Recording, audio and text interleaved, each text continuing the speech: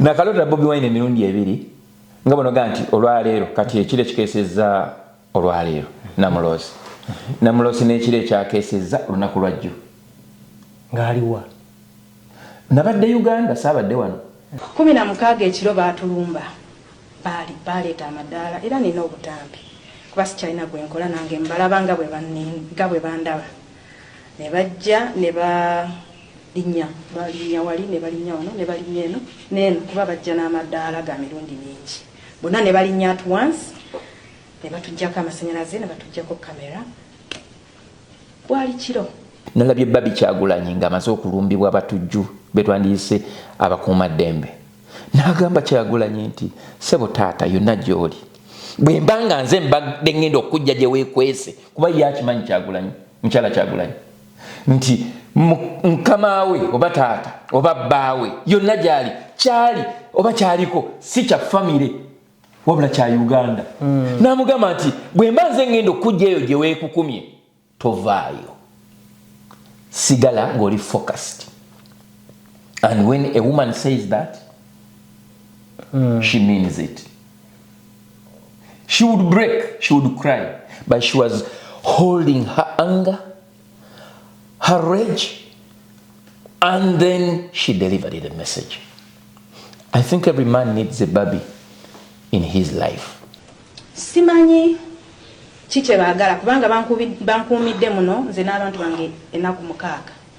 munsonyiwe tetubawadde kakunywa na kakulya kuba naffe tetulina naye ekirungi tulina abakkiriza abasiiba olaba emmere bagirekawo nga weeri ate olwo kati nga tebagibawadde so bwetutyo bwe tubadde. Actually omanyi omuntu yenna ategeera oli bwagamba nti munango ze naye nga bwonsanze bwendi okitegeera nga muneetuze kuwa ku ssaala kwongera okugumya ti okay kati nga abasajja ba Katonda kye bandiko toseka bano abasajja bakyasonda up to now baswaza bane ababakubamu ebituli ne babajegewaza temubanenya nebeebuuza abasajja nga mwambadde egganduula muli ku kimwe ky'ekkumi ky'abantu ne mugenda ew'omukyala ng'abagaye tetulina kyakulya ne mufuluma ne mutafunamu nakali kabagamba nti abanga omukyala agambe talina kyakulya nga ku luguudo nga mwakagwa bwe bati kugayaaza kuliko supermarket mwandigeze ne mugula waakiri amazzi amata sukaali ne muddayo babakkiriza yingira ne muddayo ne mugamba nti owaayo okusinziira ku byotugambye tewali byakulya naye abasajja baavuga emmotoka zaabwe comfortably ne badda gye baava.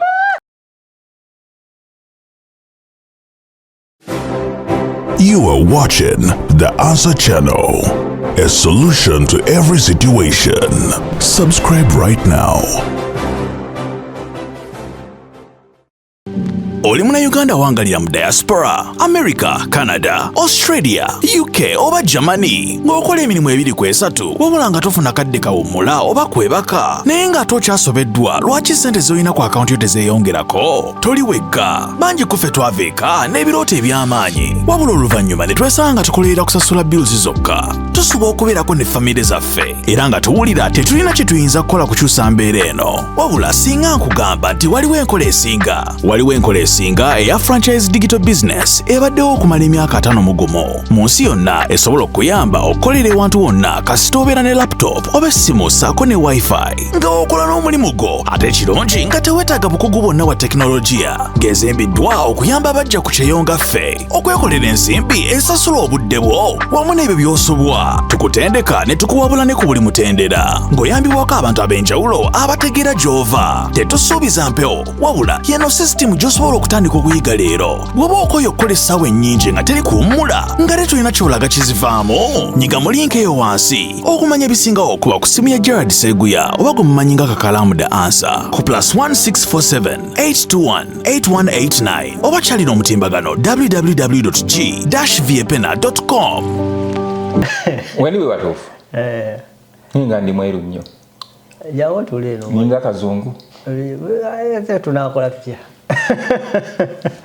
bane tubanirizaako nyine gye musiziro kwata abantu labo mu kutuba gwita The Answer Channel nagamba ogenda ku mukutu gwa YouTube n'otekamu ekigambo DA n'olekawo space n'otekawo answer n'olekawo space n'otekawo channel ojja sola bulungi okwate ng'otufuna kujjukizaako muganda waffe ali mu North America abali mu Europe abali wakati mu kubaate nga muli mwene ensi muzina ensi nga ogezaako kukwate ng'onoonya ekintu kyagala okukwate nga weetandikirawo ng'omuntu nga bw'okola omulimu gwo because nanga akikugamba samala kwitinga mulimu gwange okutandika this business nine tukola franchise online business ugezaako kukwate nga bakuyigiriza obogezaako kukwate ng'otandikawo enkola ey'okukwate ng'okolera ku mutimbagano nga weetaaga just laptop weetaaga simu weetaaga internet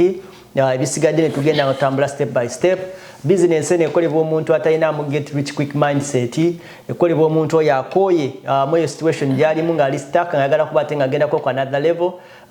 ekolebwa omuntu ng'ali ready to learn ng'ate ali coachable business ene sokwata tugitandika fena otandika na kusooka kutegeera lwaki business eno wandibadde ogikola ne tugenda step by step tewali lunaku n'olumu lwogenda keera ku makya weesange nga sente ze bazijje ku account yo nga totegedde so genda ku website yange wogenda ku website ya www.g-byepena.com bajja kuleetera kye bayita free webinar video so kozirabe woba totegedde enamba yange esimu kweriawo nkubiraako ngambe nti wano inawe sategedde tutandikirawo mpola but the moment wetunaatandika okutandibula fenna ojja kutegeera nti tewali we bagenda kera ku makya oluzinge sente zo because akikugamba at least mumanyi face by face mumanyi n'okunsanga oba oliawo so sina mukubuusabuusa yadde n'okumunti waliwo omuntu agenda okera ku makya luzinge sente into this business but yeetaaga sooka kutegeera si yakupapira yakusooka kutegeera na kutambula mpola abali ready wekyo wetugenda ogenda ku website yo n'oteekamu ojja kukwata tukwatagana mpola tulabe we tweyambagana banange abali mu Buwarabu n'abali mu Uganda I appreciate you contact me so much you want to learn about this business but more focus ekyali ku bantu abali mu North America n'abali mu Europe era abasinga okuntuukirira I tell you that openly why because there is some ebintu bye tuyitamu ffe nga ffe nga ffe ababyetegerera wano abalina busy schedule nga ffe abakitegeera lwaki twandibadde tunoonyayo another way of supplementing the income so that's it wekite wekiri nkwanirizaako nnyo mukulu Matovu Junior mutabani wa Mbega last week abantu we twakola video nina mama bamita Esther ali mu US yawo yaŋŋamba munange nno mutabani nkubuulire wayanda bambunga mpotose zinali simanyi bantu bali mu Bulaaya bibayitamu after 5 years banange nne bino bintu nno bya ddala ate ekirala tekiriiko ku muntu nze ninayo n'omuntu mukwano gwange manager w'omuyimbi omu mukwano gwange nali simusuubira nti yali ali nnyo mu bya politics okitegeere naye yankubidde this week n'aŋŋamba muganda wange ndi mu kulikavalinga konzero kwaki n'aŋŋamba ebyatuuseewo ewaka yabiri e Uganda eyo byankubye wala nnyo nawe so I don't know naye abantu abali mu Bulaaya muno bane balumwa byeddala bano nno ndowooza be bayekera abatuufu abali eno be bayekera kansooke namusiku batulaba kakusembyeyo olaba abayekera abali wano nongeza bakwasa ejjambiya oba enkumbi ng'olina amusembera eddamu ly'okumbi wallahi akutema abantu banyogoga bantu babeeranga abalwadde bizinesi yange yabadde affected nina abantu benali nabo nga tuyingira December ne bagamba we are going to start mu January tugenda kutandika mu January nazemo okulaba abantu nga baŋŋamba muganda ye kansooke mala okuhiiringa byabudde Kampala nenzijukira atula kwa nti abantu tebalaba kye bayita behind the scenes singa twali tukutte behind the scenes nga tetunatandika ku recording wewamirira empeke nojja nogaa kati kale nongaba tani singa oba bonna wabusala n'obuteekayo abantu banditegedde kyewali naye nga nali saagala kubeera MP nali sina kyenjagala kifo kyonna to be exact Kakalamu si ye muntu ali so politically active nti agenda kulumba like ngabano gandi ku street naye alika alina omutima ogwagala enkyukakyuka nga talina mukatunaka atajjudde kwagala nkyukakyuka amazima gali bwe gati Bobby Wine is an inspiration to me. Whoever doesn't believe is an inspiration to me. Oyo yenna attachment no Bobby Wine is a person who many young like people or generation is looking up to manya either aliko buchayi ngabanoga nti obusungu mu wafubitizi ngabanoga nti watima wange naye ye muntu goyinzo gamba nti alina kyomuyigirako buli lunaku nze mbadde ngoberera videos ze okuva lwe yave waka nga bagezako okwagala okumuwamba naye nga buli video nzomanyi sifa ku kikyayogera naye ntunulira face ye kyeyogera sajja waffe atandise n'okumera envi akaddiye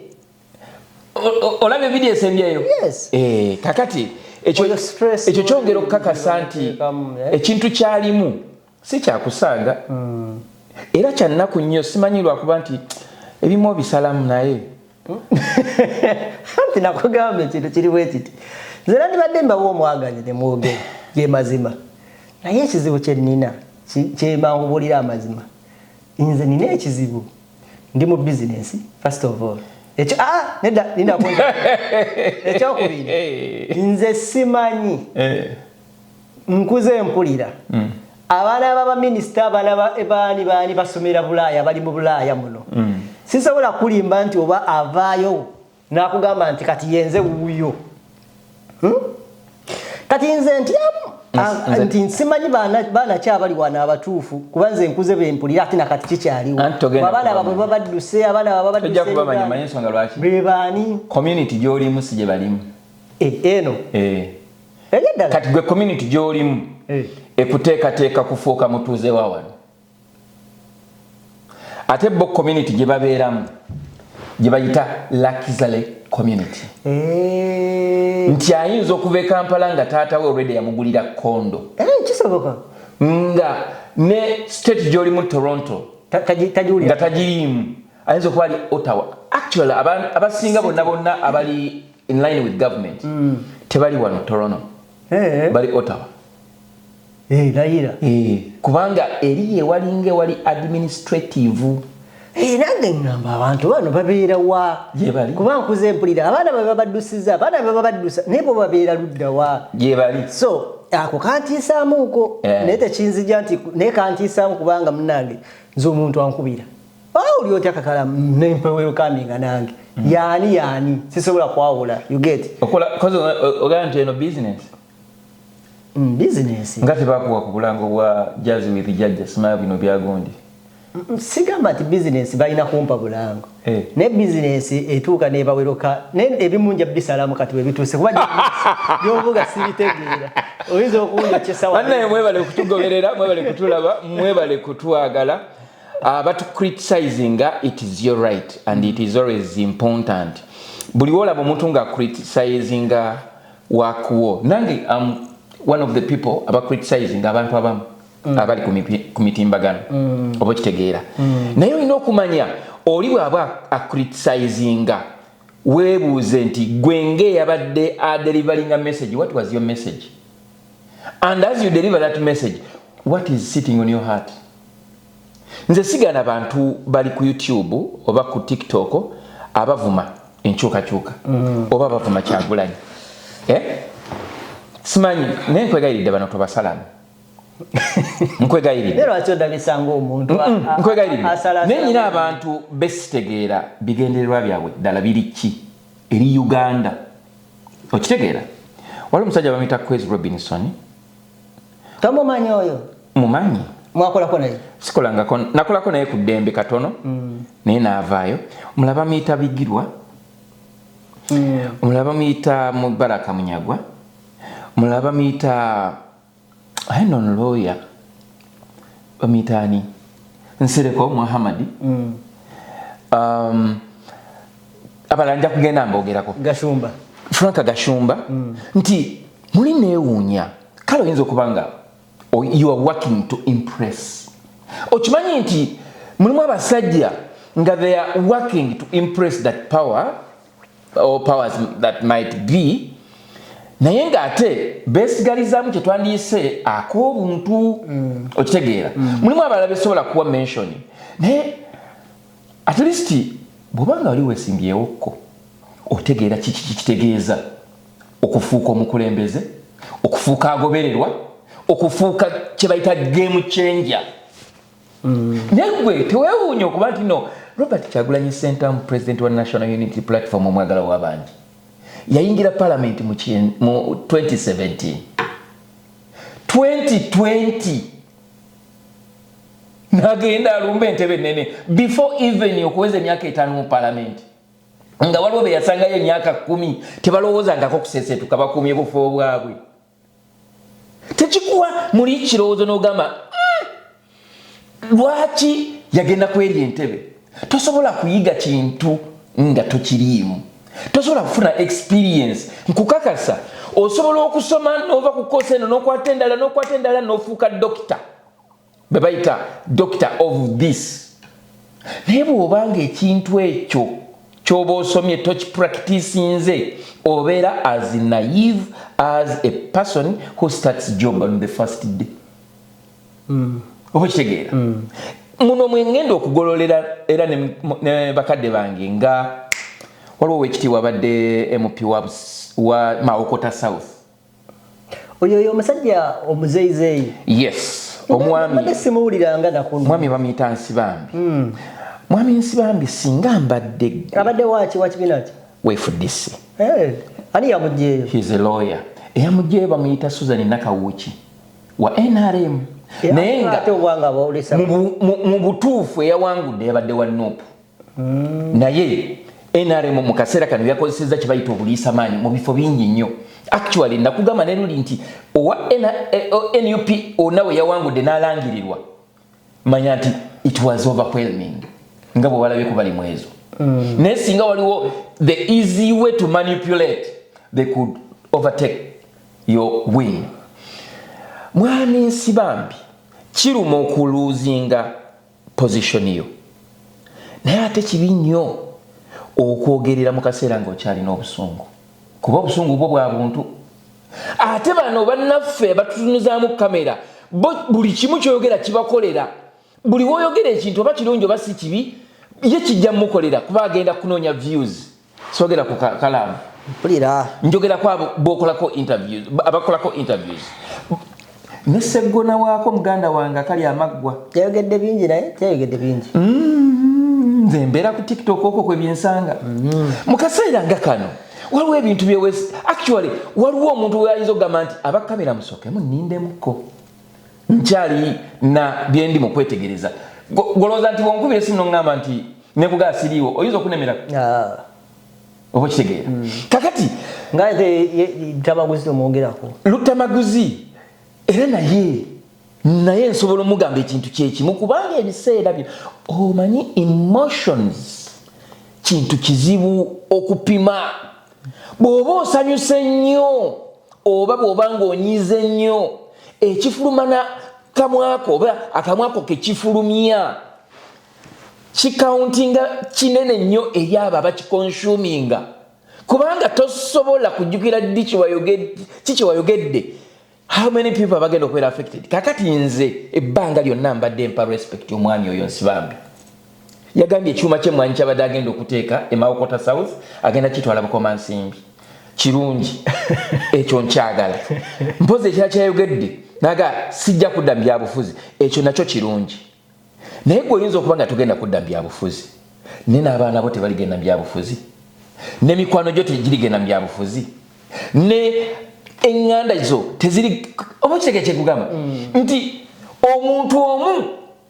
asobola okwonoonera abalala bonna abamwetoolodde olwa statement yagi gye yakola.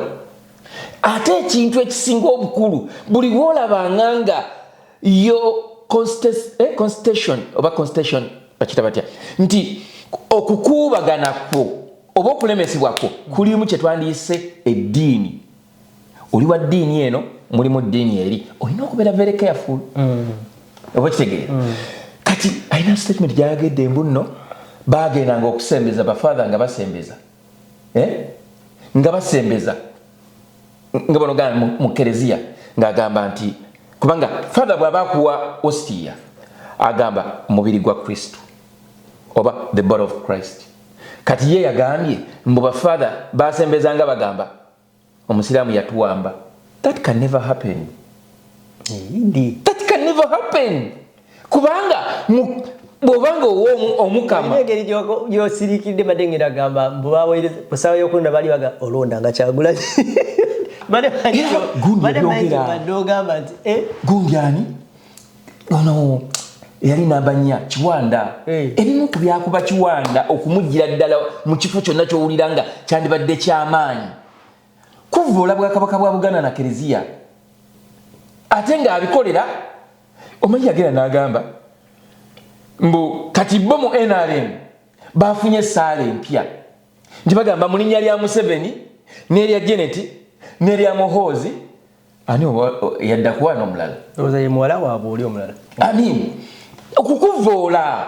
gwe beera n'endowooza yogambe nti nno ffe twagala Museveni ate tokola kabonero ka musalaba k'Abakristu oba kitegeera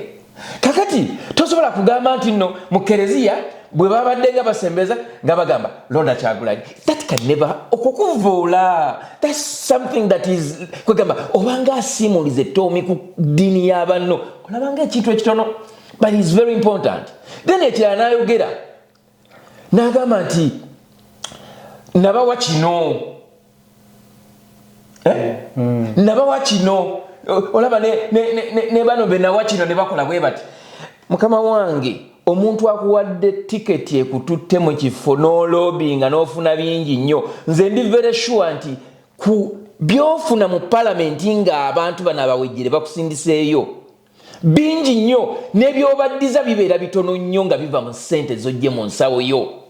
Lobbying osobola okugenda mu Saudi Arabia obawa n'olobingira ekyalo ky'ebintu nga tobijje mu nsawo yo. It is okay. Ne biba bya buwumbi bumeka nga tosobola kuzifuna nga sente naye abantu bana baba bakutadde mu kifo ekyobuweereza ticket gye baba bakuwadde abanga akuwadde blanka check ojjuzeewo omuwendo gwa sente gw'oyagala kuba palamenti ya Uganda we yatuuka mu kaseera nga kati bweri olunaku olwaleero obanga akutte ekisumuluzo ky'okugenda mu banka oggyeyo sente zonna z'oyagala bwe njogera bwe ntyo bakitegeera mubaamu omuntu n'alobinga n'agamba luno oluguudo lwenjagala oluguudo bwe balumuwa ne bamugamba n'omugamba noonya contractor agenda okukola oluguudo olwo. That is how they get money. N'afuna contractor nkukakasa nti oluguudo bwe lubeerako kilomita 40 omubaka wa palamenti n'alobinga n'alufuna n'alugjayo gavumenti n'erumuwa n'afuna contractor agenda okukola oluguudo olwo buli kilomita ekitone ennyo ayinza ogifunako emiliyoni ng'ebi. Kati ezo sente ku luguudo lwokka zisobola okumalayo sente zonna ze spending mu campaign. Kati tugenda kutambula mpola. Kakati njagala okubasaba mwenna obusungu bukakkanye naddala abaagudde kansubira nti Lord Mayor tagwe mu katego ke kamu. Era mbale yakubuuza nti waliwo abantu abamu ababadde abakadde kadda banguye mangu okuvayo nti kati nze bansinze nalabyeko ku Ssemujju Lord Mayor ne yavudde naga bamusinze ne Segona ne yaga yatawanyadde okujja declaration form kubanga yakkiriza nti bamusinze nani omulala bakadde kaddaabo kati osobola okukkiriza nti bansinze nakkiriza kuba nono Nsibambi yagambye nakkiriza bansinze nasigala nga awanda agamba nti naye abagenze mu parliament actually yagambye nti abali mu Buganda abagenze mu parliament tebagwana nakubira bakansala bwana kweza ate ye kiki busungu bubaawo kweza obusungu bwalina ku Kyagulanyi ng'omuntu ne bwabanga akola interviews obuwulirira ddala nga buli personal. Actually tutera okukiteeka ku level nga bono gamba nti balinga abaakwana ku mukazi omu kiva mu kye twandise obuweereza professionalism ne kigenda personal naye weebuuze nga gwe alina personal vendetta on someone nti omuntu oyo yakukola ki baamukutumanga yagenda okugaggawaza n'agaana kirabika n'abesaide eri bakuwuliranga nawe obakolokota kati nze ngaani gwe nkolokose ennyo goyinza oga nti Matovu oyo alabika mulinako personal vendetta okusinziira bwe nali ntandise okukola interviews naawe oba mwabandaba mumbuulireyo omuntu gwe muyinza okugamba nti oyo amulinako personal vendetta nti ne bw'owuliranga nga siri objective ku byenjogera oba okitegeera so kati ye bwana kwezi y'owulira ddala ng'ayitawo kati ate mulimu omulala ono wa Owolusaniya ani ono Munyagwa yalinga agamba nti bwembanze sikifunye ffenna tubifiirwe tebayagaliza oba kitegeera kati kyekimu n'oli muganda wange nsereko alinga agamba nti wesiri biba bifu namuwulira akombye kwerima nga agamba lubongoyo okufunanga obwa member of parliament e Kampala mpozi nga sinsereko teyabufunye kale kati agenda celebrating kati ekyo tekyawedde kati agenda celebrating kati eyafunye obwa MP mu Kampala bwadda mu kisenge kye asobola okucelebratinga n'agamba nti abantu banjagala bannonze waliwo ekintu omuntu okukwata omukazi n'omwebakako olw'empaka n'okola by'okoze tekikuwa kyewandiise kwenyumiriza kuba nti otuukiriza ekikolwa kyo kubanga kyoba okoze oba okikozesezza mu ngeri ya buliisa maanyi era tosobola kuvayo n'ogamba nti omukazi oyo namukutte wadde yali aganye okunjagala you cannot. Tugenda tutandikira wa leero tutandikire ku tulina ensonga ya Muwanga Kivumbi tulina ensonga ya Bobi Wine katana kuvaayo tulina ensonga y'obulumbaganyi bwakoleddwa mu maka ga mwami Bobi Wine kiri ekyakeseza olunaku olwaleero then nsonga kyendala neyabalimu ezo kati ye bwana Bobi Wine omuloota nakalota Bobi Wine emirundi ebiri nga bonoga nti olwaleero kati ekire kikeseza olwaleero namulosi n'ekire ekyakeseza olunaku lwajjo ng'aliwa nabadde Uganda saabadde wano kati nadde Uganda twadde ne Remi Ntambi yali kuki muleke tomukubira bwenkumanyi kakati kino ekyaleero nga bonoga ekyaleero namulose tulina bwe twaddera mu struggle naye byaddala nja kumwebaza simanyi ayinza okuba nga ayinza okuba yali alaikizeko ku video yange nesimanya nakumanya nesirecognizing kugiteeka kuba nze omanyi nze ndi analogo nnyo siri nnyo walikakona munzi ndikateekayo tofaayo naye nga ekifaananyi ekyabaddewo yagambye Remi oyinamu ku sente Remi talinaawo yamubuuziza Remi tuli mu kirooto leka atekufuuka yamubuuziza Remi oyina sente awo namuga n'agamba Remi ampeeyo ku sente in fact Remi nampa omutwalo gumu n'ekitundu ogw'e Uganda kati bwe nazuukuse neŋŋamba Mukama Katonda sente ezo nsaba nzifune omanyi nze nzikiririza nnyo mu birooto ebimu yabadde ampa oba okitegeera then ekirooto ekirala ekyasooka era twali mu mbeera ya nga bono gamba duka nga tumuvinga oba okitegeera ayita wali netwako oyo namuyisa neyeyongerayo wagwali mutolosezza sijaga nti nga nza mutolosezza naye nga bonoga nti ng'ayise wembadde neyeyongerayo kati ekirooto ekyo kitegeeza ki okyebuuza mu mutima lwaki bikujjira siri mu buunuzi wa birooto naye nze nzikiririza nnyo nti musajja agenda kuwangula olunaku lugenda kubeera lumu agenda kuwangula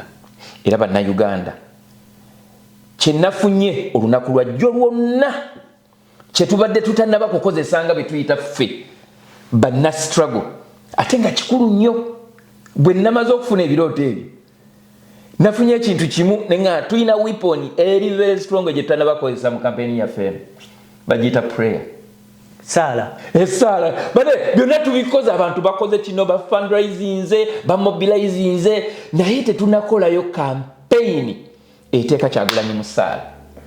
ekyaze mu bwongo bwange kyagambye nti tunoonyeyo engeri gye tuyagazisaamu abantu abali mu struggle abasirise n'aboogera buli omu ayitha asaale oba asabe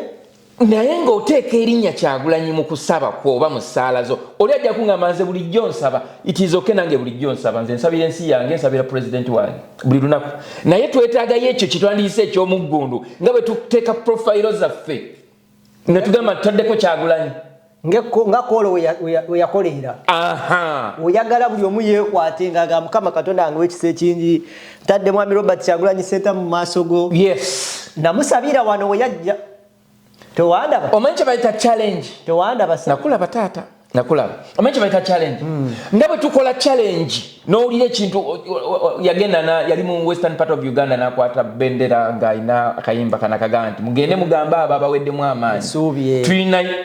Katonda ali waggulu kabaka abanyarwanda kabaka yes kati nga bwe twafuna challenge eyo njagala okusaba abantu mwenna abalaba The Answer Channel eyakakalaamu weeweeyo challenge ne bw'osoma our Lord's Prayer for Robert Kyagulanyi Ssentamu tukikole at least tufuneyo olunaku oba ennaku bbiri buli muntu olikodingeyo ka challenge nga osabira Robert Kyagulanyi Ssentamu ng'omuntu Mukama amuwe amagezi oba amwongere amagezi Mukama amuwangaaze amuwe obuwangaazi Mukama amugumye omutima Mukama amuwe obuwanguzi Just 1 minute is enough. Gwe postinga wona oyagala postinga, let it move in any language. Please make a prayer for Robert Kyagulanyi Ssentamu in any language. Ask God for his protection, long life, a strong and resilient heart, and pray for victory at the end of the day. Or at the end of it all. Nsabe ekyo mukikole. Kyenafunyemu. Kubanga ayina naye watuuka n'awulira ng'alemereddwa. Nalabye Babi Kyagulanyi ng'amaze okulumbibwa abatujju betwandiise abakuumaddembe. N'agamba Kyagulanyi nti sebo taata yonna gy'oli. Bwe mba nga nze mbadde ngenda okujja gye weekwese kuba ye akimanyi Kyagulanyi, mukyala Kyagulanyi. Nti mukama we oba taata oba bbaawe yonna gy'ali kyali oba kyaliko si kya famire wabula kya Uganda n'amugamba nti bwe mba nze ngenda okujja eyo gye weekukumye tovaayo sigala ng'oli focused. And when a woman says that she means it. She would break, she would cry, but she was holding her anger, her rage, and then she delivered the message. I think every man needs a Babi in his life. Every man needs a Babi in his life. Not a crying Babi, but that inspiring Babi. A strong woman, a woman who can stand when your husband is being haunted, is being hunted, is being oppressed, is being dehumanized, is being flamed all sorts of, barbaric attacks. And then you stay strong and you stand. Every man needs a Babi in his life. That one I can assure you. Babi yagambye nti wabadde bamugunda sako n'okumukazaakaza bamugambye kiki ekyakwagaza omuli w'enkwe omuganda ng'abanyankole tebaliiyo lwandibadde ofumbirwa. After failing the note of Kyagulanyi muganda musosoze mu mawanga bo bennyini bazze nga beeyanikira ddala nga balaga nti bo tebabeerangako for Uganda, they are for themselves. Ate by the way kyosaagala kigendako nnyo, it is a tribal note naye nga bo bakimanyi nti yaba individual believe bonga we bakiri aba individuals, not everyone. It's not everyone. Kubanga ffe tuli wano tuli tukwatagana n'amawanga ag'enjawulo. Uganda tosobola kuŋŋamba nti Dafini ono Dafini ampise si Muganda. Dodo Muganda Mutoro ani bani bonna abali awo Karuhanga Munyankole Mzee Karuhanga nagenda newe n'endya naye nemmere si Muganda naye mukyalo we Muganda. Omuntu yenna atambuza tribal statements in the fight for a liberated Uganda aba mulabe wa Uganda nambeemu era kiri kyenagaye nti no Kyagulanyi is an inspiration. Mu campaign ya 2026-2031 presidency akoze kitwandiise ekyalima abakulembeze bonna mu Uganda. Ayina okuwala n'omuganda, omuganda ayina okuwala n'omukyoli, omukyoli ayina okuwala n'omutozi. Are reuniting the Uganda. Bobi yawangudde akalulu ka 2026. Buli omu kyagamba yakawangudde n'aba electoral commission bakimanyi nti yakawangudde ate nga yakawangudde convincingly. naye tebamulangiridde naye Katonda kyaterekera omunaku tekitera kuvunda era akaseera kajja kutuuka obuwanguzi bwe ajja kubufuna kiyinza okuba nga si kigenda kubeerawo olwaleero kiyinza okuba nga tekigenda kubeerawo nkya naye jjukira ebiseera ebisinga omuntu bw'aba nga anaatera okugwa buli kimu ku mubiri gwe kifa amaaso gafa aba takyalaba banne gye balaga amatu gafa aba takyawulira kati bino byonna tubyogera naye Muhoozi ne bw'aba nga akutte video n'agiteeka mu maaso gaawo omanyi kimubeera mutwe how can I get that guy he's not taking the message he's just putting his rage forward naye nga the message I'm giving him nti waliwo abaddewo abasajja ab'amaanyi abatemu ne bakola ebikolobero ebyatwala n'ekitaawe mu nsiko mu myaka gy'ekinaana ogamba nti sakati Muhoozi agwakukana akatambi ne bakamuteera tajja kufa ku message gyowa ajja kufa ku how can I get that guy kati nga when you get that guy ogenda mubuuza lwaki oyogera ebintu ebyo naye nga tofudde ku kyenvuddeko okwogera ebintu ebyo nti omusajja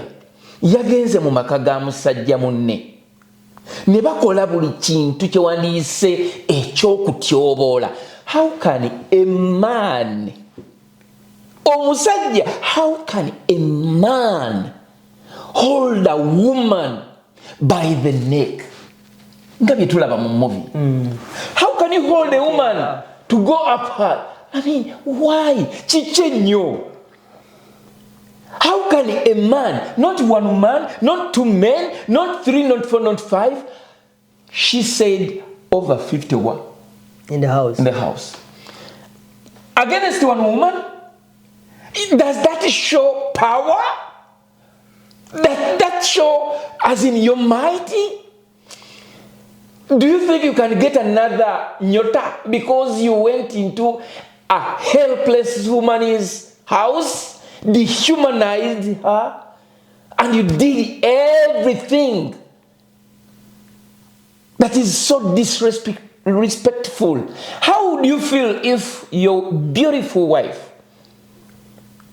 nga mukyala wo gweyagala ennyo gw'ogamba nti one person Muhoozi yakolako statement n'agamba nti he's a general but there is another general in his life and oba general obwo ng'abuwa mukyala we naye gw'owulira otya general nga mukyala we oyo akuwa ennyo respect nawe gw'owulira nga you even submit to her nga waliwo omusajja yenna not Kyagulanyi but omusajja yenna eyazze n'amukwata by her neck like this. Let us be humane. Let us be human beings. How a woman, if it was a fellow man, maybe yes, but a woman, actually, waliwo ebintu by'oyinza okugamba nti bireetera omuntu okuggwamu kye wandiise ensa. Bw'otuuka nze ku pointi ng'eyo nga olwana kubeera president sirowooza ku kiki ky'oyinza kubeera ng'ofuuse president naye neebuuza muli nti ng'olwana okuba nga okkirizisa abantu okuku acceptinga nga maybe a potential president mba ndaba olugendo oba okyalina lunene sima oba ontegeera wali okwanyeko ku muwala nagano n'okola buli ky'osuubira okuba nti nokikoze n'alyoka akuteekako akasajja akatategerekeka. Kakati Muhoozi kyagezaako okwo sira nnyo okwagala kumentioninga amannya g'abantu n'ensonyiwa ate tobusalamu. Muhoozi kyagezaako otya nnyo oli mutitizi nnyo kyagezaako okukola ku bannayuganda alinga akwata bannayuganda olw'empaka ng'abakaka muba oba mwagala oba temwagala mulina okunjagala.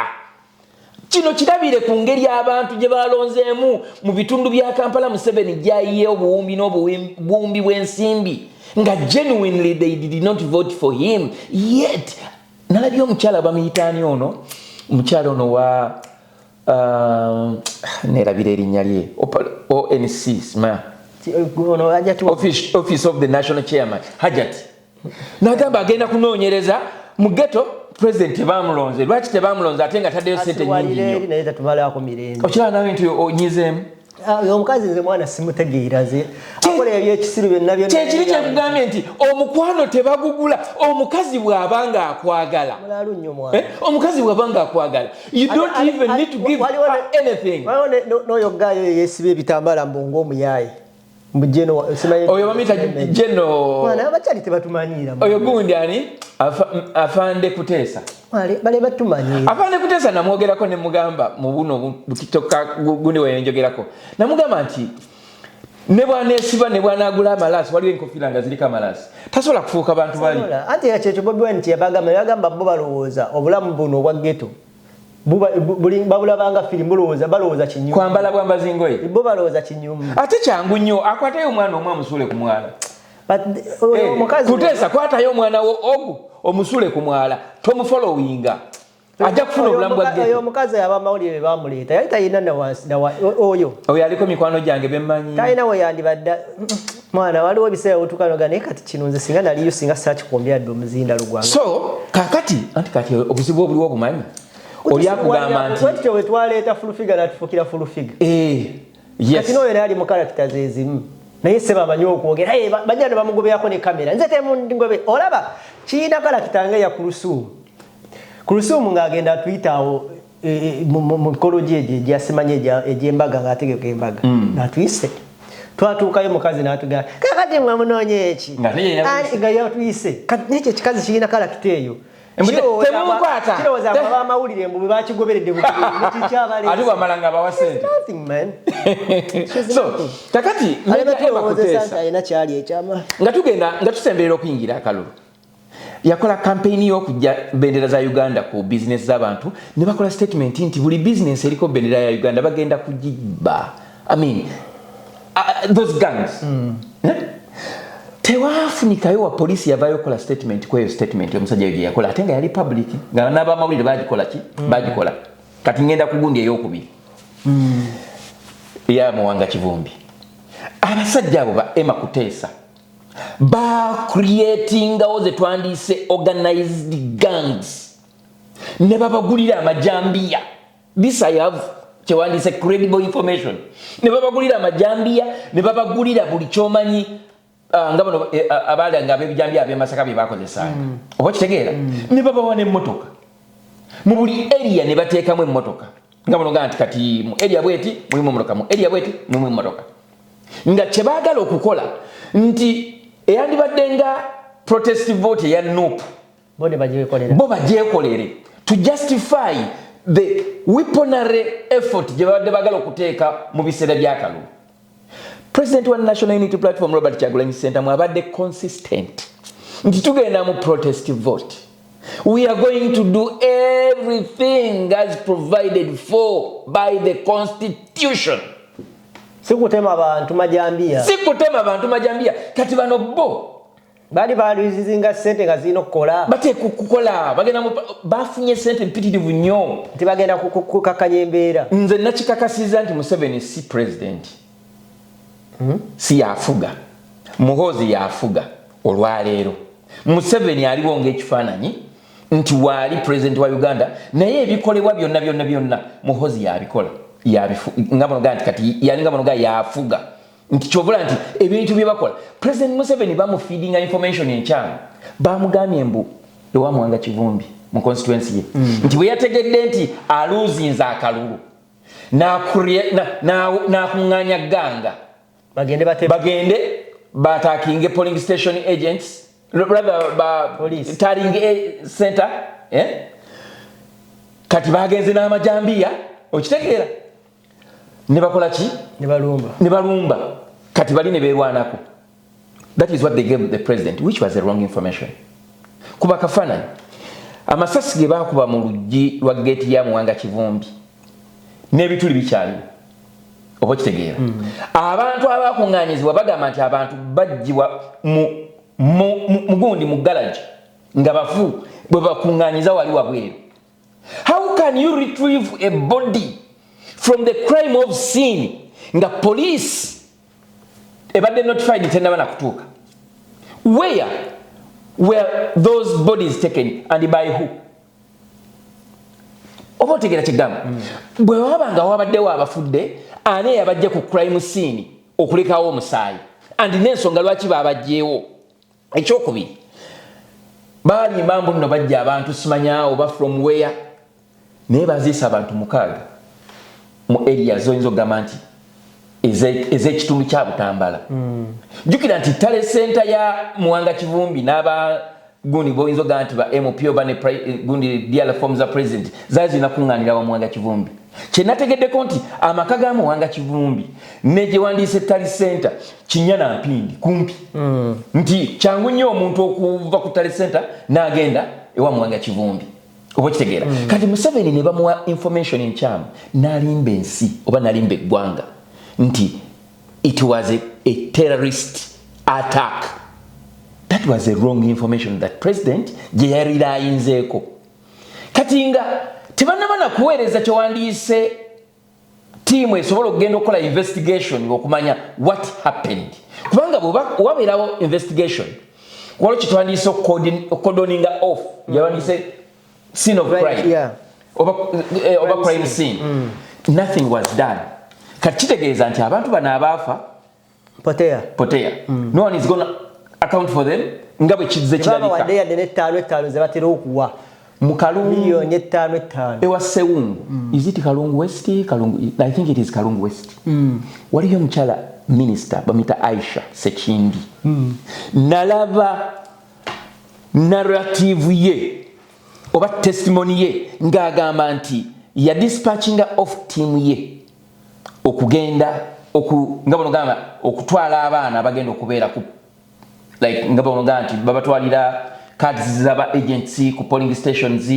bagenda okubeera ba agency and all that.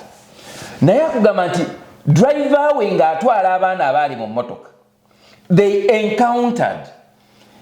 emmotoka emu yali ndoza Kuruga embasera oba Kuruga I think Kuruga endala yali drone. Kati bano aba Aisha no si Aisha Sekindi ono mukyalo omulala nerabidde erinnya lye bambi bamuwangudde Aisha Sekindi yawangudde nego bawangudde wa NRM Fraga Bela wa NRM sibategeera yabadde anyumya oba kitegeera yabadde anyumya kakati ng'agamba nti abantu beyasindika okugenda okuuma obululu bwe baali batwala materials balina okukozesa nga bonogamba tags and all that. Aba Aisha Sekindi baali n'emmotoka ya Wish nga balina n'emmotoka ya drone kati ndowooza ono yalina oba yakuruga omunansonyiwa ku bika by'emmotoka n'endowooza babadde bagoberera ennyo mbadde mugoberera ebintu ebyo kati nga bagamba nga bagenda on their way emmotoka za Aisha Sekindi Aisha ye gundi wa minister oba ye minister w'amazzi ngana sibategeera bazibu nezibasalako nsonyiwe ne drone kakati bana abali mwene mmotoka yono mukyale eyali avuganya Sekindi kuba Sekindi yajja independent ono Fraga Beyala ne balaba Aisha Sekindi mu mmotoka emukuziri ne bagamba ono minisita yennyini yali muno kati mbu mpulira njogera byambu mbunagamba mbu bandabye mu bakube abasajja ne basindiira mmotoka eno omanyi biringa bya firimu omuvubuka bwe yawulira nti mu bakube ndowooza ye naye naakola ki n'afuna gaapu wasobola okuyisa emmotoka ye n'avuga akugamba nti essasi ye lyamuyita ku ki kibegabega nga ku lujjaawo naye bagenda okutuuka we yapaakinga walinga onogamba ewandibadde nga oba kasitensen oba kisaawe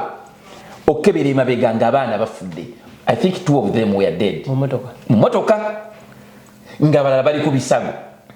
Njagala okulaga double standards za NRM.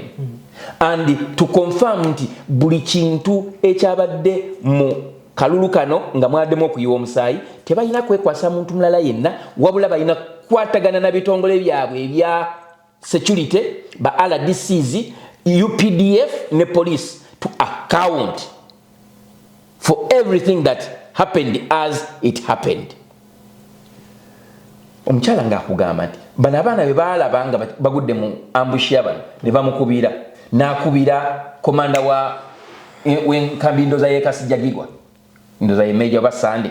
n'abagamba nti nedda twa deploying yakubira RPC naga no it's okay twa deploying nze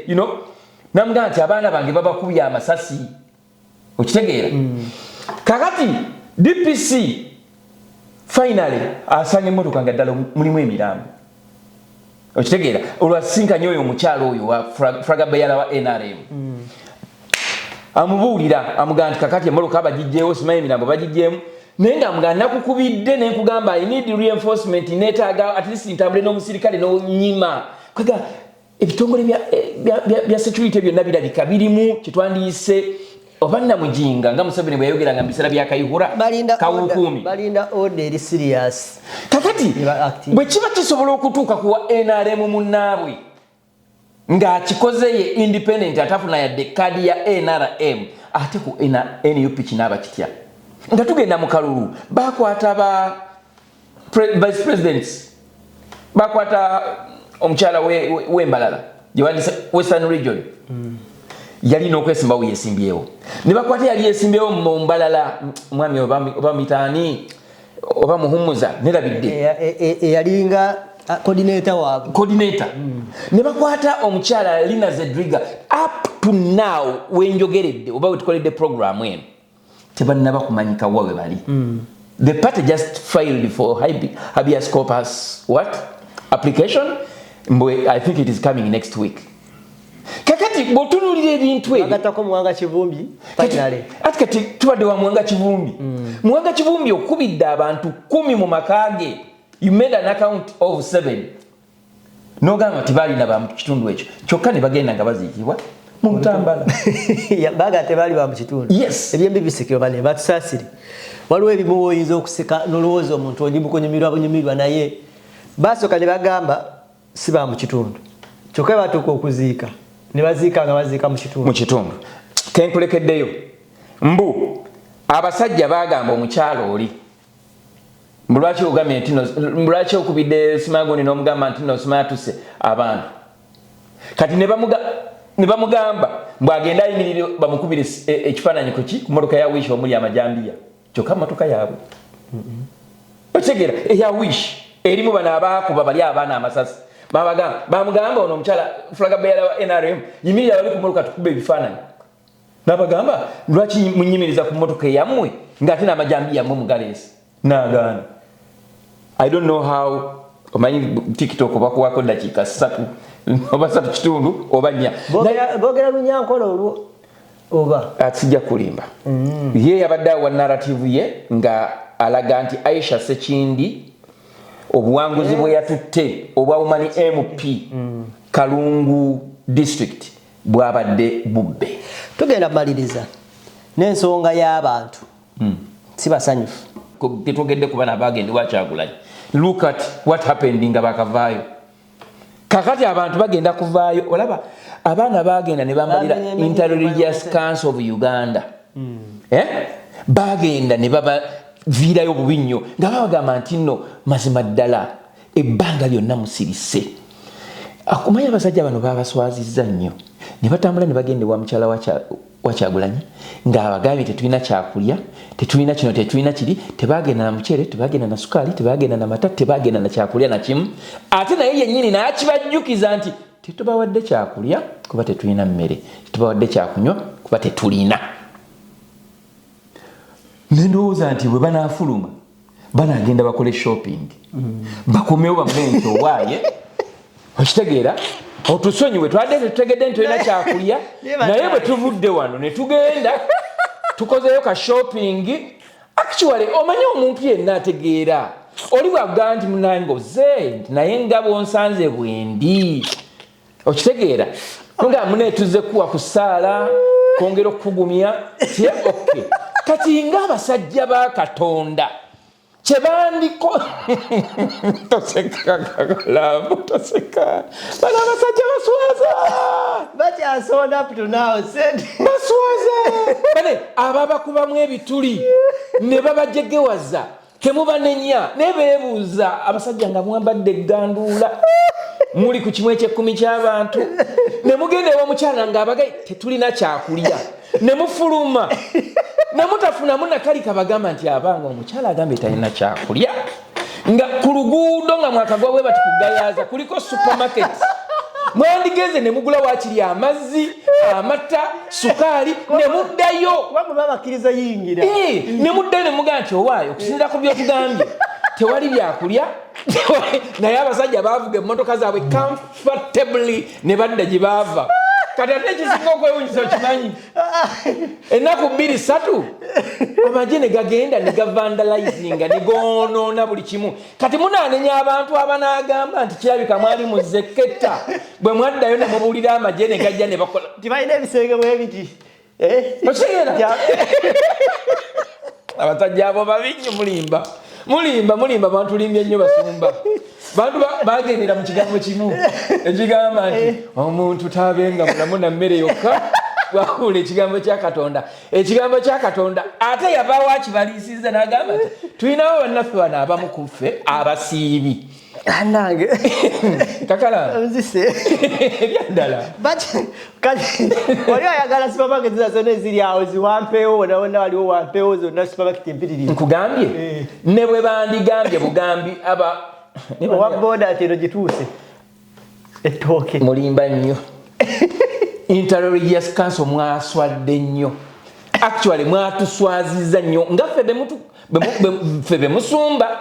oba bemusaaza mwatuswaziza nnyo mwaswadde nnyo nga mutegedde embeera eriwo ne mutabaako kye mukolawo kati oba samoni zikize bagenda okukola olunaku olw'enkya kale oba lwa simanyi programu ene nagenda tugikoze lwa 6 munansonyiwa kati ate kankuulira ekintu ekirala ffe mu Kereziya Katolika buli lunaku wabeerawo essomo evanjiri era bafaada bwe baba basoma balireetinga ebyendagaano enkadde n'endagaano empya ennaku zino ntera okufuna ku zewandiise baziyita batya inspirational like prayers waliwo bafaada barecordinga ne batuweereza kati olunaku lwaleero we tulikodingidde vidiyo eno eyabadde ndowooza essomo lyabadde likwatagana ku Sawulo ne Dawudi. Sawulo yali ayigganya Dawudi kati Dawudi n'atandika okwekoeka kati Sawulo yali ali nga bano bali mu nsiko banoonya Dawudi n'alengera ekifulukwa ngera bw'okimanyi nti nekyekango sinakyekango nga bw'omanyi nti nature calls ndowooza olubuto n'awulira nga lukola kirusalira n'ayagala okusala ebyayi kati Sawulo by that time yali kabaka. Sawulo bwe yagenda mu kifulukwa okweyamba nga mu kifulukwa gy'agenze Dawudi n'abasajja be mwe beekukumye kati abasajja ba Dawudi ne bamugamba nti omulaba omusajja w'oyo Katonda amukugabulidde mutte ogenda olangirirwe nga kabaka n'abagamba musirike n'agenda Sawulo n'akola emikolo gye kati ono ye Dawudi kye yakola n'asala ku kyewandiise omunagiro gwe oba ku kyeyali ayambadde oli yali asala byayi ono ng'asala lugoye lwe okitegeera kaakati n'amala okusala ebyayi bye Sawulo n'afuluma ekifulukwa kati bwe yali afulumye Dawudi n'avaayo n'ayogera n'amugamba nti mukama wange Katonda akugabudde mu mikono gyange naye laba sikukozeeko kabi kale bye bakugamba eyo nti nno Dawudi ndiwe nti oba ndiwe nti si bituufu sikulinaako buzibu bwonna ebyo bye bagamba mbusimanya nkola kino nkola kiri si bituufu laba n'awanika bw'ati nga balogamba nti tugeze empale ye ya kitundu ekitundu ngono yakirina nga kiraga nti yabadde asobola omukuba ekiso naye teyakikoze bwe mpulidde egundi eyo eyandibadde nga essomo ly'olwaleero nendabira ddala ekiwa olunaku olwaleero Kyagulanyi yeekwese naye yasazeeko dda ku kye tuyita omunagiro gwa Museveni n'awanika ey'ensi n'emugamba nti laba obuwanguzi nze mbulina naye ebyo bye bakugamba nze ndi mutujju simanya ndi terrorist si bwe kiri singa bwekityo bwe kyandibadde oba oli awo nandibadde nakutta dda naye neewuunya okuba nti mu kaseera kano ago ge masomo agali mu kitabo kye twandiise eky'Abakatuliki ate nga twakava mu njega y'ebyobufuzi oba kye twandiise tukyalina wakati mu kulonda wiiki ejja bagenda kulonda LC3 kati njagala kusinziira wano mbagambe nti temuggwamu maanyi mugende mulonde all kati Nubianili wagenda wali bali mwezi we yasookera wewe wennyini waiswa mufumbiro yawangudde ne bamubba That will be a story for another day. Okitegera Doreen Kaija yawangudde ngali mukomera naye yawangudde obwa kansala. So njagala okusooka okubebaza mwenna abagenza okulonda ne mulonda mwebali nnyo mwebalire ddala. Njagala okwebaza ennyo Robert Kyagulanyi Ssentamu. Thank you so much for being an inspiration eri generation yaffe. Ate era njagala okwebaza ennyo leader of opposition. Nzijukiza President Yoweri Kaguta Museveni nti opposition, they are not terrorists. They are trying to seek for change in a legal way. Naye kkiriza obogaane change esobola okujja in a violent way. And there is no one who can say I'm the best when it comes to violence, just like you said. It is just a chance that you have or you had nti n'okozesa violence n'otuuka ku kyewatuukako. Si buli muntu nti agenda okubeera president wa Uganda nti agenda kukozesa violence. Bannayuganda basobola okukkiriza era nsuubira nti no, it was not violence eyakuwanguza olutalo lwe Luweero, but it was the support of all Ugandans abaali bakooye obukulembeze obwaliwo mu kiseera ekyo nosobola okubanga owangula. Waliwo abantu abacomplaininga nti mu bantu abawangudde bonna ng'oggyeko bali mwezo abasinga tebabawulira nga beebaza ku Kyagulanyi ku bbanga lyeyababeererawo. Kyova olaba abaana n'omwana nga Solomon Munyiivu agamba taata wange yababeererawo n'abayiirawo omubiri bamukubatiyagase wa buli kika. Ne mmwe mwawangudde muli mu kimu obuwanguzi bwange baabumu baabubbi obuwanguzi bwange bwabulwani tebwogera ku Kyagulanyi. Si basanyufu. Mwagala bamwogereko batya? Bwe mwebaze. Nze mbadde ndowooza tukyali mu lutalo. Bwe mubeera mu lutalo nga temunnaba kuwangula kizibu okutandika okkaayana nti kino kiri. Ekyokubiri, omuntu yenna eyafunye obuwanguzi oli ayinza n'okuba nga yawangudde nga tanaba na kudda mu nnomo senses ze ku ngeri gye yabufunyeemu.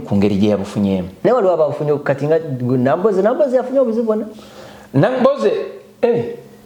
omanye kyabadde mukono kati ate mukono balangiridde muyanja Ssenyomo ne baddemu ne balangirira omulundi ogw'okwiringa meeting emaze okutuula ani chairman wa NRM n'omu ku bakandidate. Kati ani yawangudde sofa? Lukooya Mukoome. Gundi bamugyeko babikyusizza in the same day n'asirika ne n'abireka bw'ati. Uganda okimanyi nti waliwo ababadde ku polling station nga ba polling agents nga batiikinga obululu bwe bati golowooza nti no kuno kwadde kulonda. So Solomon Kampala Munyiivu, you're right to be angry naye nja kusaba oyigire ku dadi. Taatawo munyiivu nnyo era musunguwavu nnyo eri abantu bangi, but he knows when to speak and what to speak. Tokkirizanga kwogera kutayipinga oba kukola comment yonna ng'olina obusungu. I know when they touch your family you have no other choice but to retaliate. Naye omulabe waffe bw'atyo bw'atwagala, ayagala kukwata awo ewalume ennyo, atudisorganizing then atufunemu kyayagala. Kati in fact njagala n'okuweereza message. Bw'oba oli muntu wa National Unity Platform, oba oli munnankyukakyuka mu kaseera kano tolagana nnyo buwagizi. Ne DP ku gundi yo ku simu yo gikyuse, jako Kyagulanyi, jako ekiraga kyonna nti oli wa NUP. Go what we call undercover. Better undercover. Omuntu akunoonya aleme kwanguyirwa okuzuula. Tumanyi how to strike and when to strike and how best we can achieve.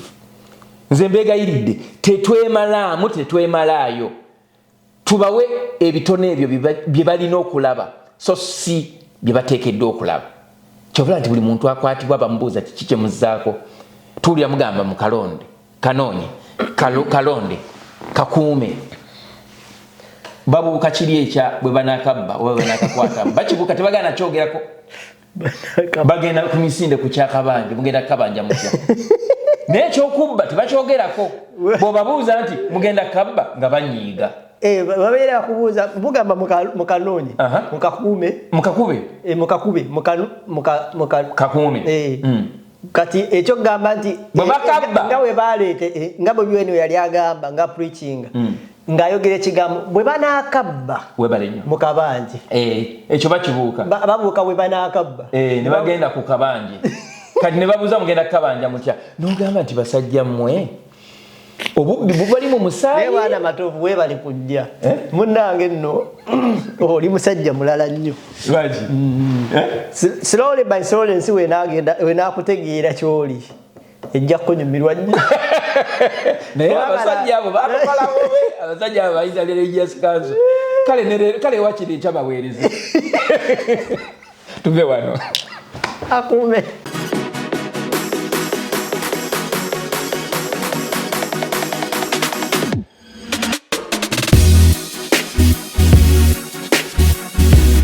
The Answer Channel, a solution to every situation.